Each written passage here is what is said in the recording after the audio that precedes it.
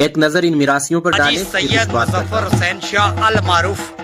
بروئی سرکار رحمت اللہ نے دربار شریف نے اوپر موجود ہیں۔ دوستو، نوجوانوں، ساتھیوں، یوں تو تم سید بھی ہو، مرزا بھی ہو، افغان بھی ہو، یہ بتاؤ کیا تم مسلمان بھی ہو؟ یہ ہیں کالا کوٹ کے باجی مظفر صاحب بروئی والے کے گھر پر گاڑی رچ رہے ہیں، یعنی گھاس جمع کر رہے ہیں،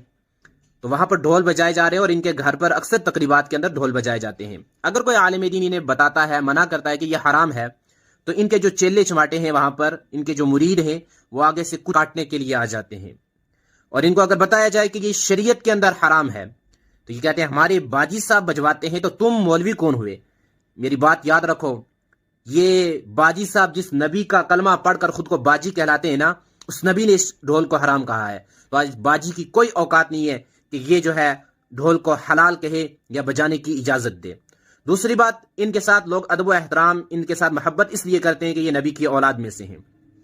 تو میری بات یاد رکھیں، نبی کی اولاد کا ادب و احترام، ان کے ساتھ محبت اسی وقت تک کی جائے گی جب تک وہ نبی کے راستے پر ہوں گے۔ وہ علیہ السلام کا بیٹا ان کے راستے سے ہٹا تھا، اللہ نے اسے کہا کہ یہ تیرا بیٹا نہیں ہے، تیرے راستے پر نہیں ہے، تو بیٹوں کی اور اولاد کی احترام، ان کی عزت اسی وقت تک کی جائے گی